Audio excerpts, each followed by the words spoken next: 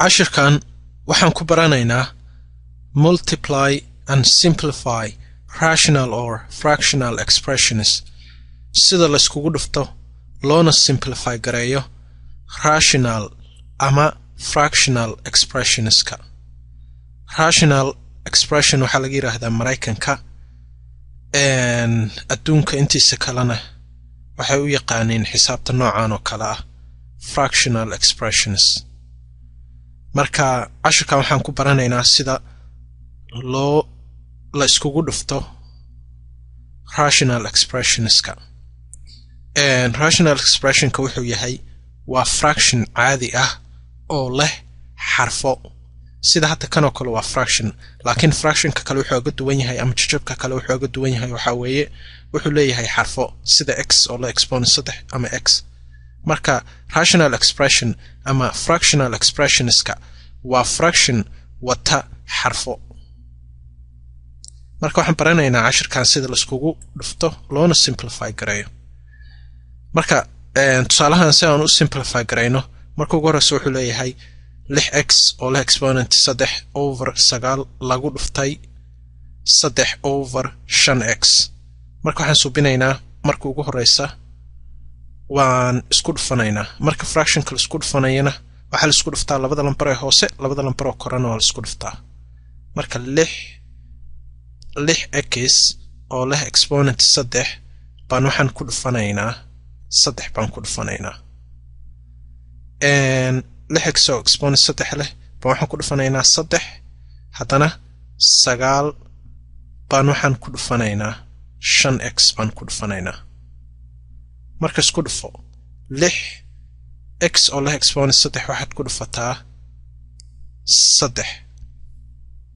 6 lagu dhuftay 3 waa 18 9 lagu dhuftay 5 waa 45. marka si ma isku dhufanayno waan simplify gareynaynaa sidoo ayaan ku daynaynaa. marka waxaad subsanaysaa haddana 6 baa waxaad u qoranaysaa factorkeeda ama prime factorization ayaad subsanaysaa. marka waa maxay prime factorization of 6 waa maxay? waa 2 lagu dhuftay 3 weeye. x tana factorkeeda waa maxay? waa 3x weeye la isku dhufanayo 3x ku dhufa x ku sii dhufo x. lambar 3dana factorkeeda waa maxay? waa iska 3 ama waa hal 3. markuu sidaas yahay 9kana waa maxay factorkeeda? 9ka waa 3 lagu dhuftay 3. 5tana waa maxay? 5x na factorkeeda waa maxay? 5x waa 5 lagu dhuftay x. markuu sidaan yahay baa waxaa la kansalaa kuwa isku eg oo dhan baa la kansalaa. 3 iyo 3 waan kansalaynaa sababtoo ah waa laba lambaroo isku mid ah. x iyo x na waan kansalaynaa waa laba lambaroo isku mid ah. 3dan iyo 3dan waan kansalaynaa sababtoo ah waa laba lambaroo isku mid ah. marka maxaa noo haray? waxaa noo haray 2 iyo x iyo x iyo 5 baa hoos noogu hartay. marka kor waxaa noogu haray 2 haddana 2x baa noogu hartay. marka isku dhufo 2x ku dhufo waa x square. marka x square x si fiican u qor. hoosna maxaa noogu haray? waxaa noogu haray 5. marka saas baa loo qortaa. jawaabteena ugu dambeysa waxaa waaye 2x square over 5 way jawaabteena ugu dambeysa. tusaale kalaan subinaynaa. tusaalahan waan tirtiraynaa. hadda waxaan subinaynaa tusaalahan x square laga jaray x laga jaray 20 over x square laga jaray 16 lagu dhuftay x laga jaray 2 x lagu daray 5. marka ugu horeysa kuwan waa isku dhufasho. marka labada qayb waxaan gelinaynaa parenthesis baan gelinaynaa. waxaad u dhiganaysaa sidaas saas baa u dhiganaysaa. waxaad u dhiganaysaa x square laga jaray x laga jaray 20 over haddana kii korana muxuu ahaa parenthesis baasna gelinaysaa x laga jaray 2 qaybtii koro wataa qaybtii hoosena x laga jaray 16 haddana x lagu daray 5 saas marka parenthesis gelisid baa waxaa la suubiyaa waa la factor gareeyaa hadda kan oo kale waad factor gareynaysaa midkan hadda kan midkan waa difference of square way sababtoo labada dhinacba dhankan square buu ka yahay kanna square buu ka yahay marka waa factor gareynaysaa kanna waa factor gareynaysaa marka si aan u factor gareynana waxaa weeye waxaad suubinaysaa kan markii la factor gareeyo wuxuu noqonayaa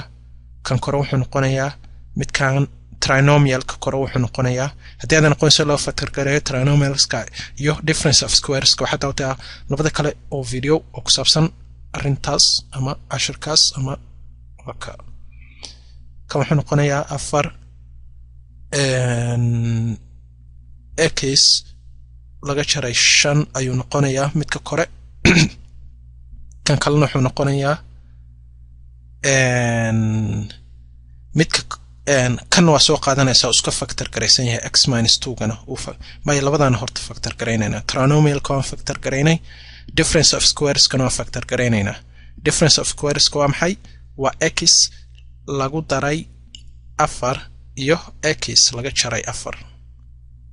waye adeedan aqoon daawo midka kale aka marka labadan x kuwan ahaa qaybtan xigay oo x - 2 ga soo qaadanaysa parenthesis baa dhex gelinaysa x - 2 buu ahaa x + 5 kana parenthesis baa dhex gashanaysa asagana marka saas suubisid baad waxaad suubinaysaa waa cancel gareynaysaa kuwa isku midka ah marka kuwa isku midka ah halkan x + 4 iyo x + 4 waa isku mid marka labadoodaba waa cancel gareynaysaa maxaa kaloo isku mid ah meeshan maxaa kaloo isku mid ah waxaa kaloo isku mid ah wax baan ka ilooba hadayto midkan plus ka ahayd inuu minus ahaada loo baahnaa marka haddaan ka dhigayaa minus kanna plus ka ah inuu minus ahaada la rabaa markaasna minus ka dhig midkaanna waa inuu minus ahaada waan ka iloobay hadaaye iga raalli ahow marka saas suubisid hadda marka kii oo plus ka ahaa minus baa ka dhiga hadaa ka iloobay marka hadda kan waan kasanla 4x x + 4 iyo x + 4 waa laba isku mid waan kansalaynaa maxaa kaloo isku mid ah hadda halkan waxaa isku mid ah x - 5 iyo x - 5 waa isku mid marka cancel kanna cancel marka kor maxaa nagu soo haray kor waxaa nagu soo haray 2 x - 2 ayaa nagu soo haray x - 2 hoosna maxaa nagu soo haray x - 4 ayaa nagu soo haray hoosna x - 4 marka final answerkaaga wuxuu noqday x - 2 over x - 4 ayuu noqday tusaalahan waan tirtiraynaa waxaan subinaynaa mid kale marka waa inaan tirtirnaa hadda waxaan subinaynaa tusaalahan x square minus 3x minus 18 over 9 lagu dhuftay 3 over 3x square lagu daray 12x lagu daray 6 marka si aan marka ugu horeyso waan factor gareynaynaa trinomialkan midkan trinomialkan iyo trinomialkan ayaan factor gareynaynaa marka si loo factor gareeyo waxa weeye waa taqaanaa hadii aad aqoon waxa dawda video kale okay waxa weeye 3 haddana inta 6 marka trinomialkan kore factor gareysid baad waxaad suubinaysaa midka hoose baa factor gareynaysaa oo midkan ah marka trinomialkan haddii aan factor gareyno wuxuu noqonayaa 3x haddana 3x lagu daray 2 parenthesis haddana wuxuu noqonayaa x lagu daray 3 saas buu noqonayaa markuu saas noqdo baa hadda waxaan subinaynaa number 9 baan factor gareynaynaa 9 haddii la factor gareeyo muxuu noqonayaa 3 lagu dhuftay 3 ayuu noqonayaa lambar 3 hadii factor garaysid muxuu noqonayaa iska 3 ama 3 iyo 1 markuu sidaas yahay baan waxaan suubinaynaa hadda waxaan kansalaynaa kuwa isku midka ayaan kansalaynaa kuwa hadda isku mid ah qaybta kore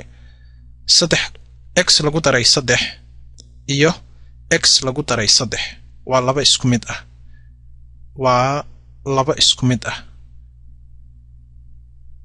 isku mid ah x lagu daray 3 iyo x lagu daray 3 waa laba isku mid ah marka aan kansalaynaa kan waan kansalaynaa kan waan kansalaynaa marka saa u kansashid kuwa kale isku mid ah waa 3dan iyo 3dan 3 iyo 3 waa isku mid marka aan kansalaynaa kansalkan kana kansal marka maxaa noo soo haray waxaa noo soo haray x minus kor waxaa noogu soo haray x minus 6 x laga jaray 6 baa kor noogu soo hartay x laga jaray 6 baa kor noogu soo hartay hoosna maxaa noogu soo haray hoos waxaa noogu soo haray 3 haddana parenthesis 3x lagu daray 2 ayaa noogu soo hartay marka 3 baa dhiganaysaa parenthesiska haddana 3x oo midtaas ah lagu daray 2 marka hadda sababta kuwa koro aga bixinay parenthesiska waxa weeye maadaama aysan jirin lambar kale oo soo raaca aysan ugu soo harin kor lambar kale waa inaan ka bixinaa parenthesiska x minus 6ka x minus 6 waa inaan ka bixinaa